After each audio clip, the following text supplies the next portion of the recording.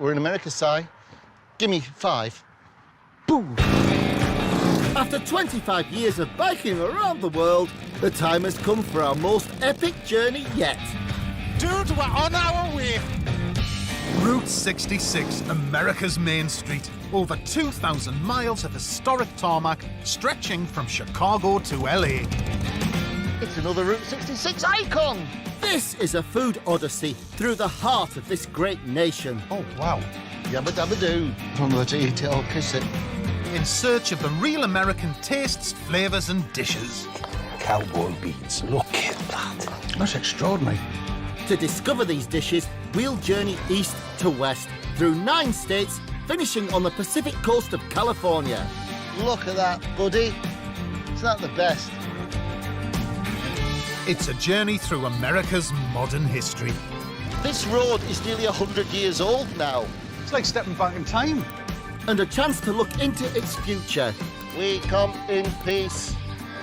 We'll ride across great plains Vast deserts, and through must-see cities and small-town communities. In Navajo culture, you know, once you guys come here, you guys will actually be leaving as family.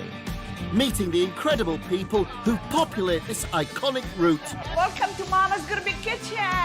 This is set to be the ride of a lifetime. Look at that, dude. Bon voyage.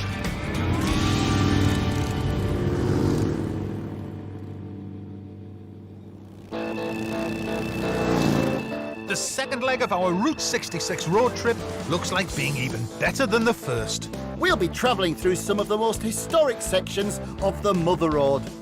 Starting in Devil's Elbow, it's an epic, crossing 3 states, Missouri, Kansas and Oklahoma. We'll end close to the city of Tulsa on Cherokee tribal land. What I've noticed so far, Dave, is that Route 66 is half road, half legend. Immortalised in song, steeped in nostalgia, but most of all, it's a standing witness for a very rich part of American history. So let's ride it, and on this little-known stretch of the Mother Road, discover its past and present. First up, we're taking a historic stretch of the original road to a bar scenically located on the bend of a river. It's a mecca for bikers with a speciality for barbecues. Which means it could be a great place to cook. Hola, welcome. Hi! Terry. Hello, Terry. I'm Si. Very nice Good to meet you. Hello, Dave. I thought it was dark in here. Hold on. Take your shades off. Hi, welcome. I'm Susie. Oh, wait a minute. Hello, Don't take Susie. your My shades off. pleasure. You used to play for the Beatles. Got murdered on the street in New York. Oh, John Lennon. John I'll take Lennon. that. Thank You you, look sir. like John. Thank you. Hello, Sue. Hi. Sue. My pleasure. Welcome. Terry and Sue have run the Elbow Inn for the last 12 years, and if you're a biker, there's always a warm welcome. How long's the bar been here? Since 1929. Really? Yes. Yes. I haven't been here the whole time. No, of course not. I have. Yeah, you look like you have, Terry, to be fair. So this will be one of the original bars and businesses that grew up around the Right. creation of Route 66. As America started to develop its infrastructure in the 40s, many of the original roads like Route 66 got moved or replaced by bigger roads or more direct routes. Including this section, but the Elbow Inn has stood the test of time thanks to its Route 66 heritage and its beautiful location. So what do they call the river? Is it the Piney? That's the Big Piney. That's the Big the Piney. Big Piney River. Ah, Big okay. Piney River. And it's bend in the river up here is where the name Devil's Elbow comes from. Yeah. And they were building the railroads to the west. This became a lumber town. The loggers used to call it a devil of an elbow because when they were rafting those logs down, there's a boulder in the middle of that, still there, would jam them up, and they'd have to go out and pick them apart or blow them apart with dynamite and let them float on down the river. Flipping heck. There's a good fishing on the river. Oh, yes, sir. That's why I retired here. The Ozarks are a big attraction in the state of Missouri Ozarks, yeah. and to the world to come down here and fish the Ozarks. The streams are chalk streams. When it's not flooded and brown and muddy, they're clear. You can literally see in 10, 12 feet of water. Wow. I think we should go and try a line. Well, I don't know if you're going to catch any fish when this river flooded like that, but you can Oh, try. We never blank. We've never blanked. Never blanked. Honestly. And if we do blank, there's always a supermarket. Absolutely. Ha! They're firing up the barbecue, Kingy. With a bit of luck, we'll be able to catch something and serve up that brilliant fish recipe we've got. Let's go fishing all the time. Come on, baby, go fishing too. Bet your life, your sweet wife, she gonna catch more fish than you. Fishing on Route 66. Mama gonna fishing and the baby gonna fishing too. We're joining Elbow Inn regulars and avid anglers Scott and Reba. What's the biggest fish you've caught on this river, Scott? 35-pound catfish. Wow! You know, Scott, it's such an out-of-the-way place. We're so off the beaten track. What's it like living here? It's just a gorgeous place to live. No place I'd rather be. Do you spend a lot of time outdoors? All time outdoors. Are the winters harsh here? Winters aren't that bad. Springs are pretty bad. Yeah. Summers are hot, but if you stay on the water, it's great. I bet it's heaven in the summer here. Lots of fish, clear water. Apparently, on a good day, the Big Piney is teeming with bass, which the locals love to eat. But today it's running very high, which is not ideal. Oh, it is the colour of soup at the moment. And of course, the fish can't see the bait. I so wish you guys could have really got the effect of this river. Oh, I know. What you've been telling us is it's very special. It's beautiful. Not a good day. Is it? Not on the Piney, Not on the Piney. unfortunately. Dave, we've never blanked. We've never blanked. We No. can't blank now, dude. Oh, You What'd you get? got a salad. got a salad. I've got a salad. That's about it, really. Looks like we blanked, Kingy. Well, yes, mate, we did. So, our contribution to the Elbow Inn Biker Barbecue will have to come from the supermarket. And one of America's most bought whitefish is tilapia, but it'll work really well for the recipe. Its firm white flesh is robust enough to withstand the barbecue. So, we're doing blackened fish with dirty corn and a mango and avocado salsa. So first thing is I'm going to split them. I'm going to brine the fish, which makes it firmer and more tasty, more savoury, in salt, lime juice and garlic. It's firm white fish, which will suit to blackening, which means covering with spices and burning. It's tasty. But they love flavour here and spice. They do. Talking of which, smoked sweet paprika. On top of that, you'll need a whole bunch of herbs and spices. Dried oregano, thyme, cayenne pepper, white pepper, garlic powder, onion powder, black pepper, and finally, mustard. Make sure that that spice blend is mixed well. To brine your fish, you'll need several cloves of peeled garlic. Now, it wouldn't be a brine without salt. You tend to work about 10% for fish, salt to liquid. And I want the juice of 2 limes. So now we pop the fish in there. This firms up the flesh. It also gives it a nice kind of savoury flavour, and it can steep. Now, in an ideal world, we'd leave this for an hour or 2. Once the fish is soaked, dry it and then coat it in the spicy mix. It feels firmer, doesn't it? It does. It's got in that bath of joy and just went, hello! There we go. And look, it does feel firmer, actually. Yeah, it is, It's brilliant. And that is our finished fillet, ready for the barbecue. Right, let's talk dirty. Now we make the dirt that the corn and the mayo is going to be dipped into. We use a Mexican cheese called cotija. Pardon my pronunciation. But if you can't get that, a mild pecorino will do very nicely. Oh, it's a good crumbler, this, Kingy. Is it? You could do with this with Lancashire crumbly cheese, couldn't you? Make a northern version. I suppose. Hey up, mother. I'm not like the sound of this dirty corn. I like my food clean. I carry on crumbling. Chop the spring onions finely and add to the bowl, along with some chopped coriander. Now it comes to the chilli. People say how much chilli flakes to use. Well, as many as you like, or as few as you like. Yeah. So we'll just have a good sprinkle. So we want a bit of life in this, don't we? Next up, the zest of 2 limes. And that is the dirt that's going to stick to the mayonnaise on your barbecued corn. Time for the salsa. Start by grating 2 cloves of garlic, add 2 dessert spoons of sherry vinegar, then for a kick, add some chilli. We're using fresh. The zest of a couple of limes, plus more coriander. Look at these wonderful sort of heritage tomatoes I've got. They're fantastic. Now really, we just want to carry on adding ingredients and building our salsa till the bowl's kind of like American-sized. Oh, look at the juice on those. Prepare your mangoes and avocado. Stir them in and top the salsa with a flourish of coriander. Well, that's it. That's all the faffing around done. We just got to cook it, which takes next to no time, which we're going to do by the big piney river. We are. Hey. And what I've done, I've actually blanched the corn a little bit just to make sure it's going to cook quickly. So I just blanched for about 5 minutes in boiling water. And I reckon half a corn is enough for one portion. There's a hickory smoke that we're cooking over. It's so nice. The fillets will take about 3 minutes each side. I'm getting that fat off the fish, actually. It's flaming it up and charring it nicely.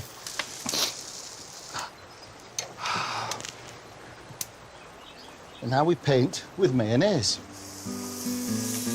And then we roll in the dirt.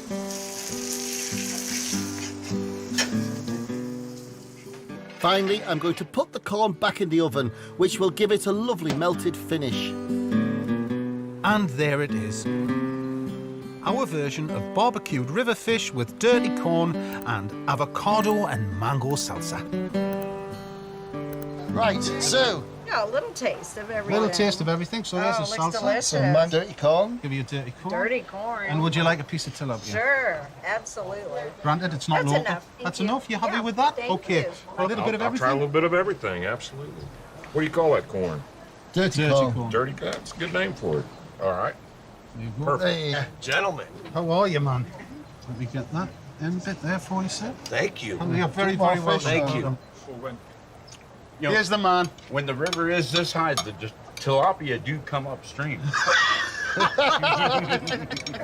Amazing. I don't eat fish, but that was amazing. cheers, bud. Thank Thank you you. guys for coming. Not at all. Side, Thank you. Good to see you, bro. Thanks very much. This is the best corn I ever had in my life. Well, Dave, I think we convinced the locals. Shame we can't hang about, though, because we've got to find a bed for the night, dude.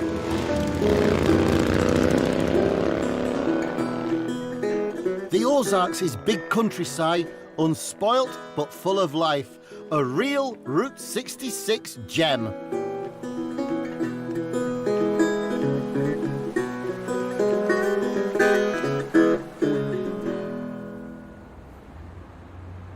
"90 miles ride from Devil's Elbow is the city of Springfield, Missouri, our next stop.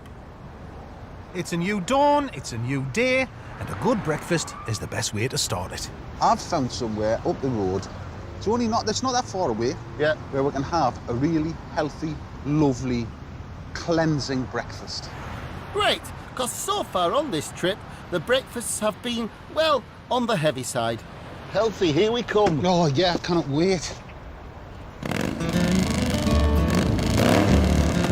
The history of Route 66 runs in tandem with the history of diners and fast food. They both originated in the 1920s and both boomed as cars became more widespread. And since leaving Chicago, we've already eaten more than our share of traditional road trip food. But with changing tastes and a move towards more healthy lifestyles, Route 66 may need to catch up a bit. We've come to a place in Springfield which is bucking the road's tradition. The Press, Juice and Coffee Bar.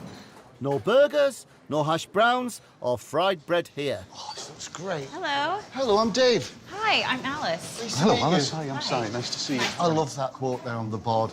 Our bodies are our gardens, our wills are our gardeners. Well, my garden at the moment feels like an allotment that's been hit by a thunderbolt. Alice opened the Press in 2017 with a commitment to natural, local and seasonal food. The menu is organic and includes numerous cold-pressed juices full of roots, spices and herbs. Shall we leave it to Alice, Dave? Just to see what you need. I have just the thing for you. We do need a pick-me-up. I mean, all Yes, these American pick-me-up. breakfasts. There's a lot of road food. Oh, yes. We've been on the road Yeah. a long time. Yes, a regeneration. Yes. Yes. Yes. Revitalize. That's I an can idiom. definitely What a do that great for you. word. Do we just sit down? Yes, Alice? definitely have a Thank you. seat. Thank you. And then I've got some cold pressed juices. Yes. I don't know which one you want, if you want a red one or a green one. I Either know one. I know you want the green one. Thank you. Thanks. Some for you. Oh, how lovely. And then we have our delicious yogurt parfaits. Oh, yes. Oh, yeah. Yes. Oh, Alice's parfaits contain sweet red Asian beans and mochi rice cake. Her smoothie bowls feature fresh fruit, granola, coconut flakes and raw honey. A very different proposition to standard diner fare. Last but not least, I've got immunity shots. Oh, if you want to try. You're like a food doctor, Alice. Yes. And what's in here, It Alice? is a detox elixir. So it has cayenne pepper, it has ginger, turmeric, black pepper to activate the turmeric, and then lemon.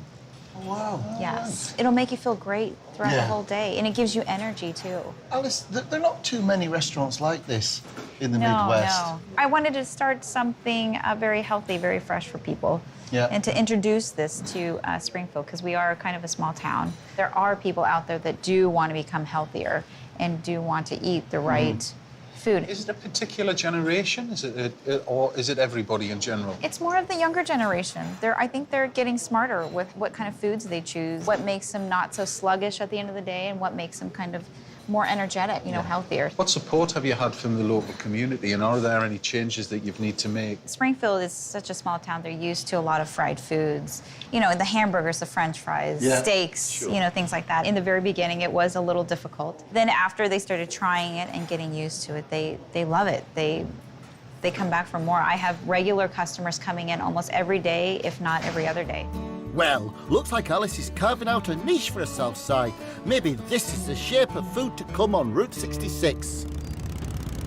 Well, immunity shots might be the future, but right now I'm in the mood to drink in some nostalgia, aren't you, Dave? Well, that's what the next stretch is all about, Si. Pure, unadulterated, old-school Americana. I've got to follow that dream wherever that dream may lead. I got to follow that dream to find the love I need. When your heart gets restless, time to move along. When your heart gets weary. First up could be described as a love letter to Route 66. It's a recreation of an old petrol station, a flashback to the road's heyday. Well, you gotta follow that dream wherever that dream may lead. We've looked out today because there's a vintage car show here too. I'm actually the county sheriff here of this county. Hello, sir. You guys are kind of some celebrities. I want to Ah, pass off a couple brilliant. of coins to you guys. Thank you, sir. That's very kind of you. much. That's very kind. I'll treasure that, thank you. That's brilliant. If I wear it, is there any benefit to wearing the badge? Have a safe journey. Thank you so much. Thank you, sir. That's very Nice to nice, meet you thank very you. much.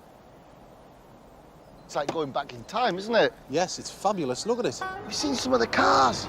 Absolutely glorious. I love that Nova 66, dude. It's beautiful. Oh, there's an old green truck down there. You can imagine them back in the Depression, pounding the way to a new life down the route. Kingy, look. I feel like a kid in a sweet shop. The radiator's here. But in French, laissez les bons temps rouler. Let the good times roll. I'd love a go in that. I love a go in that.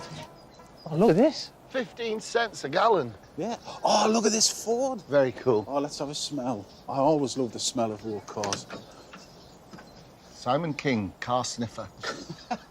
Oh, look at that, though. Look at the shade. I know. It's cool, isn't it? Beautiful.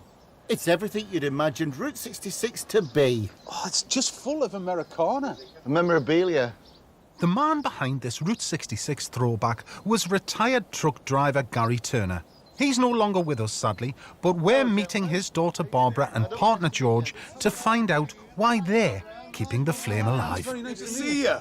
The nostalgia, I can sense that feeling of a real old-time America, the Americana. It's rather beautiful. We had tour guides that were driving by crying after my dad passed away. This place is just historic. He made it that historic. The love for us about Route 66 now is all the people that we're meeting, the people that have the passion for Route 66. We want to be able to show them and give them what my dad did for them. Why do you care so much? It has to be here. Otherwise, it would have got auctioned off. And then what would we have lost? We would have lost a lot of nostalgia. We would have lost a big part of Route 66. I'll tell you about something about this place. There's a magic here. When I see people's faces, their eyes are lit up like children on Christmas morning opening presents. I get to see that every day. And if that's not infectious to me, I wouldn't have a soul. It's the journey back in time and the memories that come with it that create the magic, drawing people like us from all over the world today. That's lovely, Si. Historic route, it got us through. You can imagine that being in a truck, can't you? In 1927, when it just opened. Brilliant, isn't it? Oh, look, mate, here's the guest book. We'll have to write Oh, something. we have to. Ah, nicely said. There really is something about this part of the road, Kingy. It gets under your skin. Yep, I'm feeling it. And there's a big moment coming up. We're about to enter state number 2, Kansas. Woohoo! Woohoo! Oh, Dave, look at this, man. Ah, the rail yard. And we've even got theatrical smoke as well. Well, this is where the hobos would have jumped trains, wouldn't they? Equally to head west in search of the dreams. Well, this is it. Think of Woody Guthrie. All of those folk singers sung about this, exactly this. That's magic. There's only 13 miles of Route 66 in Kansas, Si, but what a 13 miles it is. Oh, this is fantastic.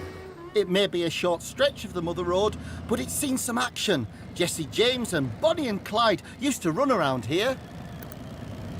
Oh, look at that. That's pure Wild West with a boardwalk. Yeah. Tie your horse up. A balcony to fall through when you get shot. It's a time warp. Talking of time warps, Dave, up ahead is the oldest continuously operating grocery store on the whole of Route 66. Living, breathing history. Plus, they sell sandwiches. That's the story of our trip. California or bust. Hey, this is so old, isn't it? It is old. Well, as old as it gets in America, yeah. The old Riverton store opened in 1925. Thanks to its location on the route, it became a famous stop for shopping. But it's not a museum, it's a functioning business. Is this what they call a proper mom and pop establishment? Is it? Oh, look at it. Look at this, man. Oh, it's a real old-fashioned Coke chiller. Oh, it's still used. Oh, yes. Oh, look at that. What's that? Black cherry soda. I want one of them. Cream soda. Oh, can't be right. It's owned and run by Scott, who's worked here since he was 14 years old. Hello. So what's the speciality of this establishment, sir? Probably that it's been here a long time, I imagine. It's been here 94 years. Has it been in your family since then? No, my aunt and uncle bought it in 1973. I've been actually the owner since 2010. And is this a regular stop for many people on Yeah, Route sure, 66? all the time. People stop traveling Route 66. We make sandwiches, we sell shoestrings. And staples. Well, that looks as though it's been on the shelf for a while. A good while, yeah. It doesn't matter. One day somebody's going to come in and want them. You know it? That's for sure. People say, I think I saw something here I was looking for. We've got it, usually, unless I sell it, and then I can't get any more of it. Some things have been around so long that they've quit producing them. This old shop has lived its whole lifespan alongside Route 66. But while the route has been moved around over the years, chopped up and bypassed, Riverton Old Store hasn't changed one iota. And neither have its famous no-frills sandwiches. Can I try an old-fashioned loaf? Okay. With Swiss cheese? You like any Miracle Whip, mayonnaise, mustard? Oh, can I have some ranch dressing, please? Ranch, we have that. So what are you going to have then? By simply staying the same, the old Riverton store has come to personify the spirit of Route 66. And Dad will take care of you up at the Cheers. register. Thanks, Scott. Thank you. And Scott's dad is manning the till. Oh, you'll find those pies real good, best made. It's always fresh fruit. Real fruit. Oh, brilliant. Thank you, Dad. On the button. Perfect. Thank you. Thank you. Thank you. Let's sit here. I've got ham, I've got salad, I've got cheddar, and I've got Miracle Whip. I've got farmhouse loaf. I've got holy Swiss cheese. I've got tomatoes, pickles, lettuce, ranch dressing, all on whole wheat. That's a good sandwich. Mm-hmm. How's yours? Do you like your Miracle Whip? Yeah. This place has been here for 90 years. Yeah. It's real, it's functioning, and it's part of American life. For us, it's that piece of Americana that's just frozen in time. That's lovely. What do you think's in your blue drink? I don't know, it's cream soda. I thought it was just suitably American. It's carbonated water, pure cane sugar, sodium benzoate, air preservative, citric acid, natural and artificial flavours, Blue One. It's nice to hold.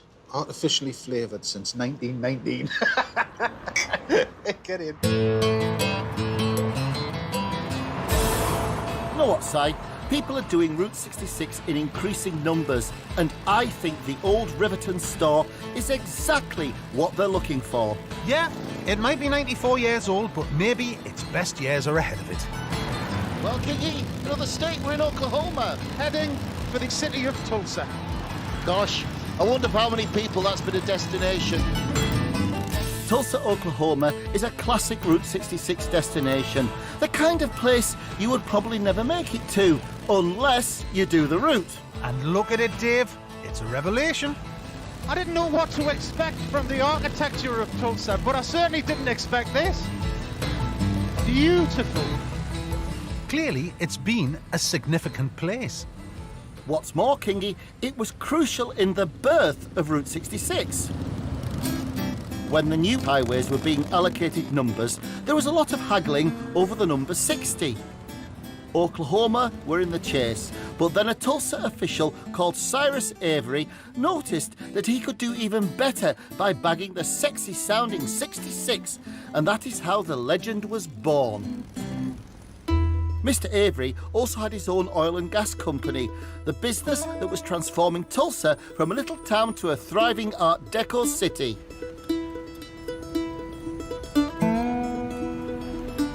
For most of the 20th century, Tulsa was known as the oil capital of the world. Today, it's a modern, diverse city forging a new role as a centre for the arts. OK, Kingy, I think a little lunch is in order. Since we started Route 66 back in Chicago, it's taken us as far south as west. And in America, south means soul food. So we're checking out Tulsa's best-known southern food spot. Wanda J's Next Generation. Hiya. Hello, sir. Hiya. Wanda J's is a family affair with 3 generations turning out classic southern food. I'm Wanda. Nice to meet you, Wanda. Very nice to meet you. How are This you? is your place. Well, sort of, kind of, yeah. Oh, superb. It's got your name on the front, so I hope so. It's after me. This is the 3rd generation. What do you recommend? All of it's good. I had some chicken wings. I saw some customers eating, and I thought they would smell so good. And they said, give me 2 chicken wings and 5 fries.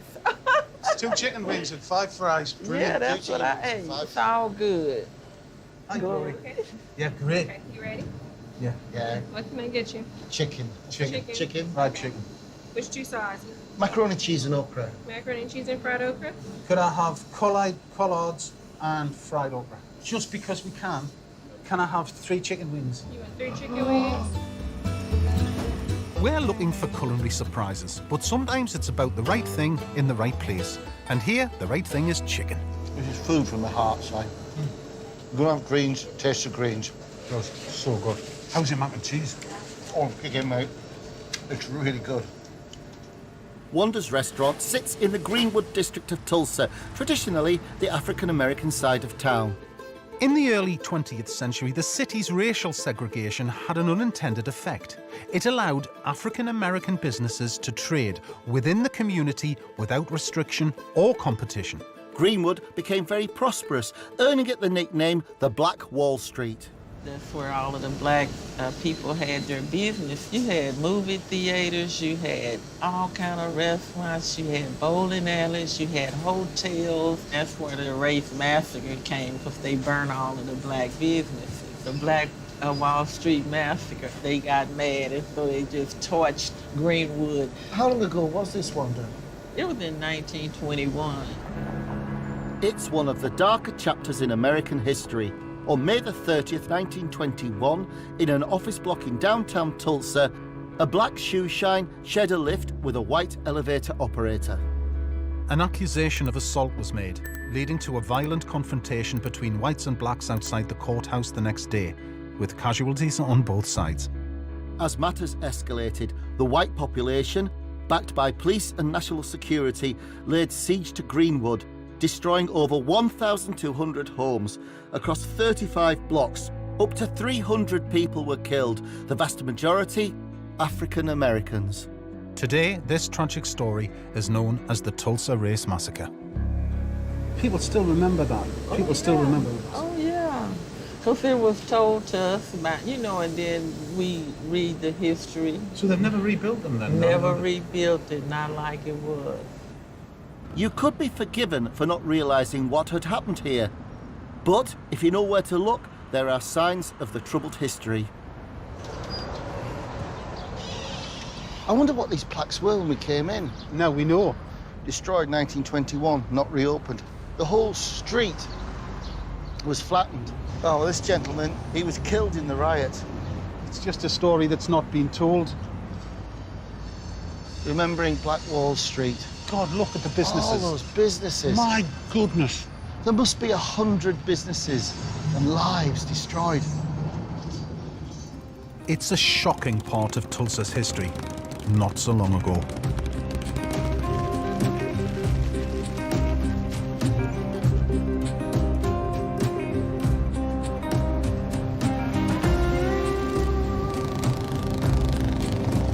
On the other side of town, in Tulsa's art district, they celebrate a local who really told it like it was. A singer who was determined to tell the truth about America. And he's one of my biggest heroes. He wrote more than 3,000 songs, influenced major artists, Bob Dylan, a massive body of work. Oklahoma-born Woody Guthrie was one of America's greatest folk singers and songwriters.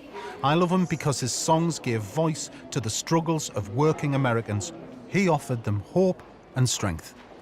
What I always think about Woody Guthrie and all the way through his music, because he was the eyes and ears of America. He was not an entertainer, Woody Guthrie, and this is Woody Guthrie's words. He was an educator, and that was the great thing about Woody and his works. The other reason I love him is that he wasn't afraid to confront injustice. This is a lyric by Woody Guthrie, and it's called The Blinding of Isaac Woodward. Fundamentally, it's about a black man coming back from war to the United States of America, to a racist United States of America, after all he had done, and was thrown off the bus by a local police officer and blinded. And he had an uncanny knack of capturing those struggles. Oh, I love this fiddle. This takes us back really to the very beginning, really. Woody Guthrie was a pacifist, and he didn't want to fight in the war, but he joined the Merchant Navy, and he took this fiddle with him, and it was with him throughout the whole war. And like his guitar had "This machine kills fascists," it's just kind of scrawled into it and burnt into it. But he was torpedoed twice during the war, and I love he's written on here, he's put "drunk once, sunk twice." Have you seen his banjo? No, that's a bit of Americana, isn't it? Woody Guthrie's bell tailor, tenor, banjo, whatever instrument you play, you live with it and it becomes part of you, an extension of, and certainly with Woody, it was an extension of his creative endeavour. This centre opened in 2013. Before that, the Guthrie Archive was kept in New York. I think it's right that it's come home, providing a new generation with a connection to events that took place all along America's Main Street. 'Cause for me, Woody Guthrie certainly wrote Route 66's soundtrack. This land is your land, and this land is my land. From the California to the New York Island, from the Redwood Forest to the Gulf Stream waters, this land was made for you and me. Tulsa seems to be offering people a reality check on the past, Dave, doesn't it? And that's valuable, Si, but not everything on the road is looking to the past. This is the Mother Road Food Market in Midtown Tulsa, a brand new project, building a Route 66 future through food. And they have got a pop-up kitchen that could be perfect for our next cook. You know, Route 66 isn't all stuck in the past, is it? No, it's not. Bodies Ball. I'm a fancy some umami fries. Oh, one for you. Trenches, crustacean station. Trot on. The Mother Road Food Market opened in 2018. Its aim is to showcase local food producers and their world-influenced flavours. Oh, what a great smell as soon as you walk in. Through food, the market is hoping to connect entrepreneurs, restaurants and tourists along Tulsa's stretch of Route 66. Oh man, they've got poutine. Foods from around the world. And how are you finding that? People really receptive to that? Because you've got some really interesting stuff. It's catching on. People are coming in, they're trying it. A lot of times they don't know what it is, right? Sure. But then once they give it a shot, they can latch onto it. Simple idea, really. Reanimating the legend of the road to create something new. Elizabeth is the brain behind this foodie heaven. We're so happy to be here because the food is real, it's artisan. We're on Route 66, which has this amazing history as a space of commerce. And I really wanted to showcase some of that energy from its heyday in a more modern setting. I actually started a food business back in 2011, and one of the biggest problems I had was I couldn't find affordable kitchen space, and then I couldn't find a place to test my recipes.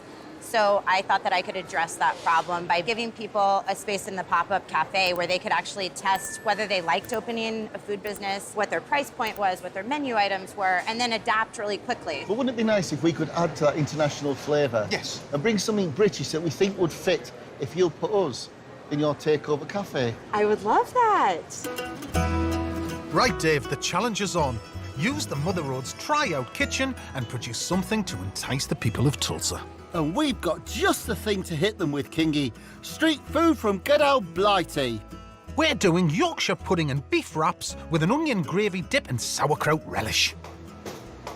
We're doing Yorkshire pudding wrapped up with beef. We've got a layer of gravy lying underneath. We're cooking up a storm in downtown Tulsa, 'cause all those chicken wings is giving us an ulcer. So if you're hungry, please don't fret. Get yourselves a piece of our beef bayonet. Ooh! Yorkshire pud needs a batter, which starts with plain flour and eggs. Normally I would use 2 eggs in here, but we're doubling it up to 4 because we want a more elasticated pud because it's going to end up a wrap.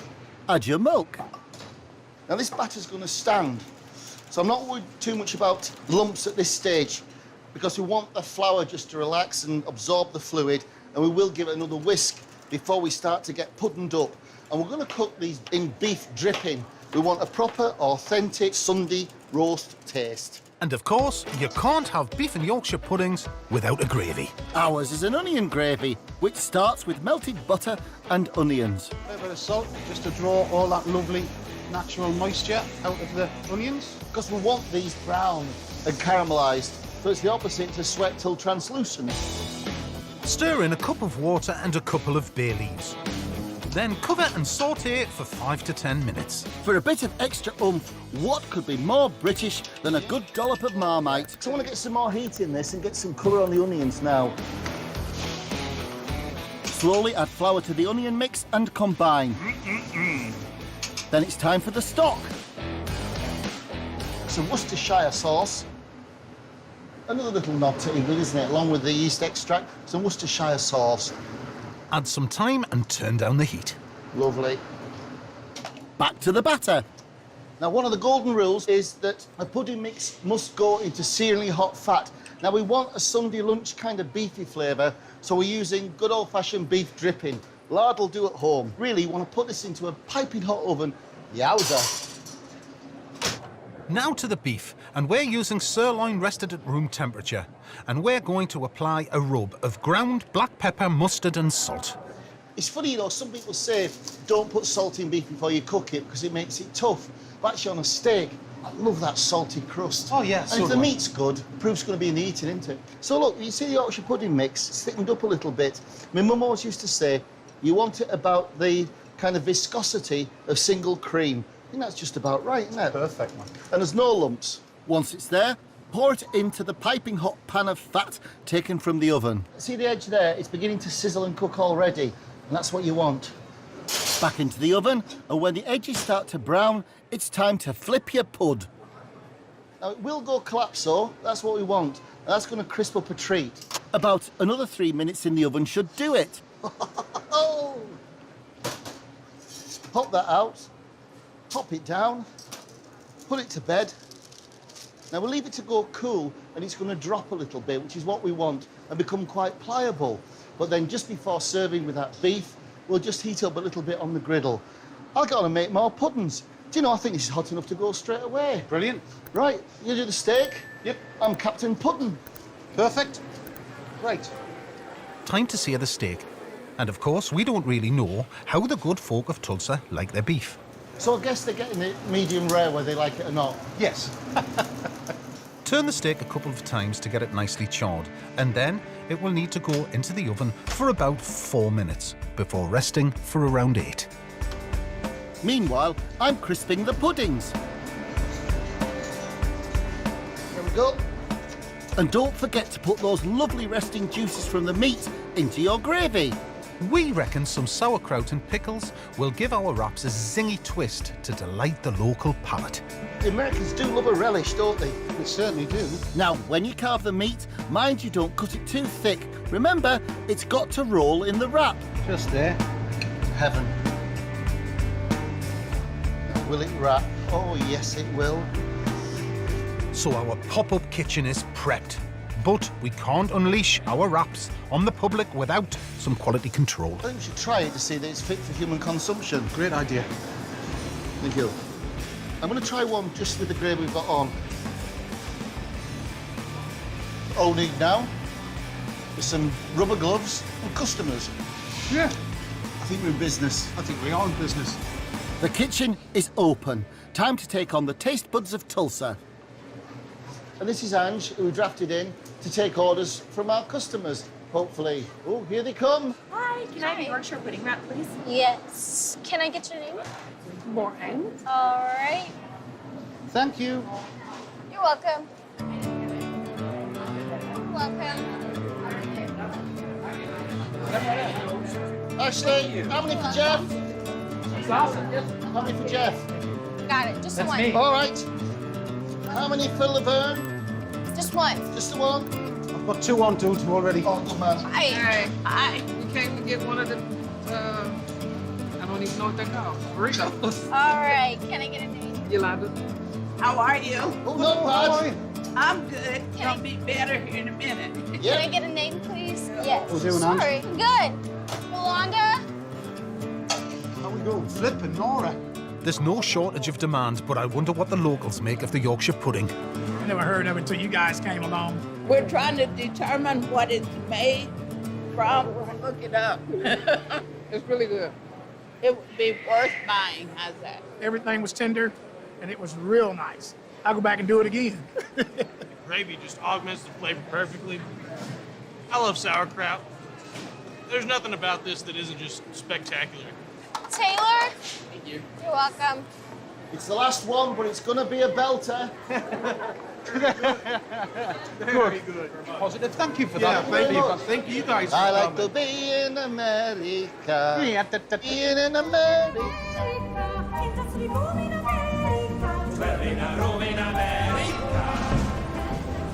Our Yorkshire pudding wraps appear to have passed muster at the Mother Road Market. So, I think we've earned ourselves some refreshment. Do you have any ideas? Well, one thing we haven't touched on yet on this trip is Native American culture. As it happens, Tulsa lies in the heart of what was once called Indian Territory. So, there's a huge heritage here. And I've heard about a head chef called Nico, who's Cherokee. Well, count me in, Kingy. Cheers, mate. Cheers, mate. I'll Cheers. tell you what, we've earned this. So right we have. We have Yorkshire puddings, are us. We've ordered some of Nico's Cherokee-inspired starters. Gosh, those mussels are good. And their creator has found time to join us. I have the Three Sisters hummus. Wow. We have the coconut shrimp. It's Oh, quite gosh. an eclectic mix of cuisines. Yeah, it is. I'll have a seat. Yeah, please. You wouldn't, not at all. It's a really interesting menu. I just kind of tried to incorporate all the elements of my heritage into the food and my personal experience. So that's kind of the inspiration for this dish in particular right here. Right. This is the Three Sisters hummus. The Three Sisters are like basics of native cooking, especially Right. for Cherokee people. Corn, beans, and squash. So Right. the hummus that we make here is made with hominy, and that's your corn element. Yep. White beans for the beans, and then there's some toasted pumpkin seeds on there that kind of represent the Beautiful. squash. You know, in our culture, we tell stories about corn is our corn mother, and then the beans and the squash are her sisters. So is there still a thriving Cherokee community here? Oh, absolutely. My family lives here. All of our families still live here. We love to get together and we love to cook and eat. And that's kind of like the backbone of our culture. One of my cooks, Bradley, he has some family land just about 45 minutes away from here. We're gonna be cooking a wild hog. We're gonna be making some hominy, making some beans, cornbread, all kinds of stuff. You guys are welcome to come out. It's gonna be a beautiful day. We've got some good corn recipes. We have, yeah, and maybe we can help. We can chip in. If Yeah, that's all right, if please we can do, chip in. yeah. We'll say au revoir. Thanks, Thanks guys. Nico. Thank Enjoy you. your dinner. Oh, great, man. Right, coconut prawn. Tamale. Oh, look, the tamale's stuffed in the middle as well, Kingy. That's heavenly. It's so rich, isn't it? Let's try the hummus. That's brilliant food. But the colour and the vibrancy of it's ace, isn't it? Oh, Mum.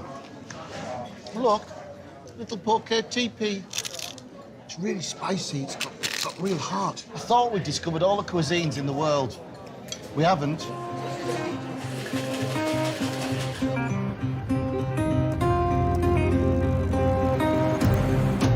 Final ride of this leg, Dave. This Route 66 journey is certainly taking us to some unexpected places. Now we're heading way out into the sticks, into Cherokee country. What an opportunity, though. Invited to a Cherokee feast and to do some cooking ourselves.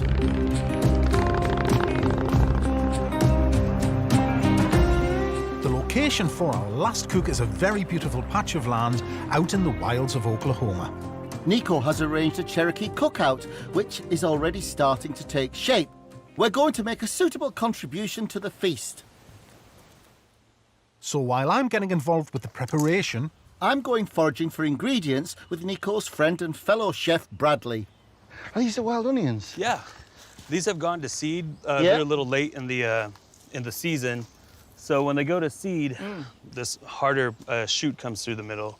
So, I mean, it's more fibrous. It's more potent flavor, but, I mean, It's like a really delicate spring onion, isn't it? It's lovely. Yeah. And here's garlic right here. These darker. All right. Yeah, so this is the wild garlic. Oh, gosh. Oh, it's like our wet garlic at home, you know, like the first of the season. I sometimes will put it in a dehydrator, or I'll freeze dry it, make a powder out of it, and use it for garnishing when I have time. I love it when we meet a real chef. Like the level of detail he gave to with foraging, it's like treasure, isn't it? Right, yeah, absolutely. Would you use this in drinks? Yeah, I mean, I've actually used it for a Bloody Mary mix before, so. Oh, yeah, yeah, see that working. like I made a tincture out of it. You've got so many places that you are set up for cooking outdoors. Oh, yeah.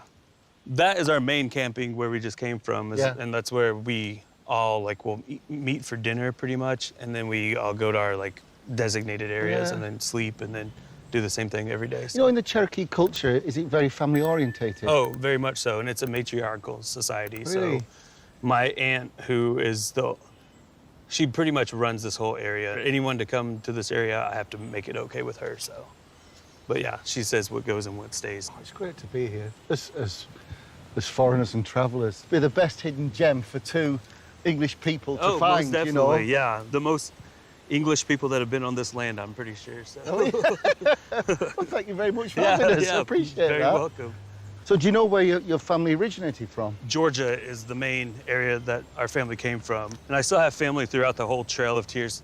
the Trail of Tears Bradley is referring to was a traumatic event in 1838 and 1839. More than 15,000 Cherokee and other tribes were rounded up and force-marched 1,200 miles from their homelands to modern-day Oklahoma. Around 4,000 Cherokee died. They made everyone leave in the harsh winter, so they didn't give them time to prepare. They just basically made them, like, get up and we're leaving now. Take what you can, leave what, leave everything else. Who was it exactly that drove the Cherokee Nation from its home? It was the U.S. government that drove all the... It wasn't just the Cherokees either. There were numerous tribes on the way to Indian territory. We went from a mountain people to having to figure out how to dwell and, like, survive in, like, the plains and pretty much just like the Dust Bowl area of Oklahoma. The land we're on today was given to Bradley's family as reparation for the removal. Nico's friend Taylor and her mother and grandfather know firsthand about the far-reaching effects on Cherokee culture. Children were affected a lot. They weren't allowed to keep their native tongue. My mother had told me, even when she was in school, that was just something that they didn't allow. They were punished for speaking Cherokee to one another. My mother and my grandfather, they talked it in our house all the time. But like she said, a lot of people didn't want to be Indians. Yeah. They wanted to be like the white people. Yeah. And that was my problem. I never did really learn to talk it. So now in my life, my grandmother is no longer with us. Her name is Edith. She began instilling in me and my sisters and my cousins like this desire to be connected to our culture. She wanted for everybody in our family to understand who we are, and will be. after all the bad things that happened. We landed here in this land. I mean, my family's been here for generations, so I feel like this is something good that came from it. OK, while Nico and her pals continue with their cooking, it's time for us to start ours. Right. And as a tribute to our Cherokee hosts, we're cooking a Native American classic called succotash, a corn and bean stew, to be served with foraged wild garlic cornbread. And I'm going to be boiling these wonderful smoked ham hocks for our succotash, which is fundamentally a stew. Because they're really salty, I'm going to have to boil the ham hocks twice to remove the excess. But first, I've got to find some water. And while Si's off to the creek, I'll start on the cornbread. The cornmeal goes in there. Now we mix some regular flour in with this, because if you just use cornmeal, it will be very, very heavy. It's bread, so some regular flour, and it's about 2 to 1, I would say. 2 parts cornmeal, 1 part regular flour. It's a soda bread, there's no yeast, so I want a tablespoon of baking powder, because I want it to rise up, and we mix the dry goods together. Thought you'd gone for a swim. No, I haven't gone for a swim. I've got to get some water. It's like Little House on the Prairie, isn't it? Uncle Si's just been down to the creek for the water for his succotash. I've got a stick as well. You always need a stick when you're in the country. It's magic, that, isn't it? Because it's my stick. I'm going to hit you with that for that. Put the hocks in the water and then onto the heat source. In our case, an open fire. Perfect. Now me wets for me bread. A couple of eggs. Right, so this is buttermilk. Buttermilk's used an awful lot in American cooking. So, add the buttermilk to the eggs. Now, I would say that bread is made with more of a batter than a dough, because the leavening is caused by the baking powder and bicarbonate of soda. Gradually add the wet goods to the dry. Look at that. And now for the stuff that's going to give the cornbread flavour. Now look at this wild garlic. This is what Bradley's foraged very kindly for us. And these are wild onions. They're really like onions that have gone to seed, but the flavour's going to be there. And I've got a few cloves of regular garlic there. Chop up the onions and garlic and add them to your bread mix. I'm also adding a handful of cheese. It's a great recipe, this, for using up the heels of cheese that have been at the back of the fridge and you don't know what to do with. Next up, I'm going to grease a pot and put the bread mix in. Then just smooth it out so it's a nice, even, level top. About 5 minutes before it's done, put some more cheese and wild garlic on the top to get a nice little crust on it. But because it's an open fire, I'm going to have to put a lid on it. Here we go. Hi, Bradley. How's it going? All right, bud. Bring it on right over here. Oh, perfect. Right there. And we just kind of bury the top of the pot with hot ashes so that the top cooks well. And hopefully we'll get a good rise on. Over the fire, Bradley is softening the shells and kernels of hominy corn with a traditional Cherokee trick. This is the hominy cooked in cedar ash. So what we did, the cedar ash has a chemical reaction which gets the hard shell of the corn and it puffs it up and makes it soft. Do you prefer cooking like this? I would. Or the restaurant? Oh, I would always prefer to cook like this every day of my life if I could. And you can see why. Just look at what's cooking here, Si. Sweet potatoes and radishes, a potato soup with wild onion and garlic, more corn, and the centrepiece, roasted wild pork. Meanwhile, I've been busy chopping veg for our succotash. So far, we've got some wild garlic, we've got some wild onions, we've got some normal onions, we've got green peppers, we've got red peppers, we've got celery, and we've got some courgette. Our ham hocks have been cooking for a couple of hours now, so it's time to pick the meat from the bone. It's just the good bits we want. I'm on the veg, starting by melting some lard. So first off, I want the onions. Some celery. Right, and my peppers. That'll do for now. We'll just get that softened off. While the veg is softening, I'm cutting up the meat from the ham hocks. Right, that's our meat ready. Oi, Chucky. The meat. Ooh, oh. But she just had pup, she needs feeding up. So this is softened nicely. I'm going to put the rest of the veggies in. And in a corn succotash, you'll want plenty of corn. We're using fresh. This is much better than out of a can. I'm just trying to break up the kernels as it go. And in goes a can of butter beans. Time for the engine room now, Kingy. I want to ladle the stock in until it's kind of covered. It's all about flavour, the hock, isn't it, rather than the meat itself? Yeah, and it's smoked, which is lovely. It's a bit like ourselves, really. We've been downwind of that fire for the past 2 hours. Time to add the meat. And that's just got to cook down now for however long it takes. Should we take a look at our bread, mate? Go on, bring it over. Lovely. Ta-da! Look at that. It smells bready. And the onions, the cheese, the garlic. Butter. You're right. Now to bring it all together, baste your bread with the melted butter. Add fresh tarragon and chopped garlic to the succotash. Season. And get it nicely heated through. And it's done. Corn and beans succotash with a wild garlic and onion cornbread. And the beautiful thing is that our recipe is just part of a proper Cherokee feast. Including roasted wild hog, sorted pole beans with coal-roasted radish and sweet potato, fire-roasted sweet corn, brown beans, wild garlic, onion and potato soup, and finally fried hominy corn with wild onions. These look good. The beans are good. Yeah, Arthur. That's a sign of good food. There's a complete silence. You know? Your succotash is bomb. So good. It's got it. Oh. That wild hog is amazing. Oh, good, thank you. Beautiful. Oh, it's amazing. We knew that you barbecued it over wood, but how did you finish it? We put it in a pot directly on the coals, seasoned it up with a little bit of garlic and salt and pepper, and then just kind of let some of that fat melt off of it and mix with the ash and the kind of char from the meat, and it kind of creates its own little sauce. The hominy corn, superb. Oh, it's amazing. We've never had corn like that before. In the Cherokee language, is there a phrase for bon appetit or good eating? Whenever the food is good, we will say it's Ujilos. ujidos. That's when the food's good. This is definitely ujilos. Thank you. What do you think of our cornbread? Ujilos. That's enough for us. Stunning food and great people.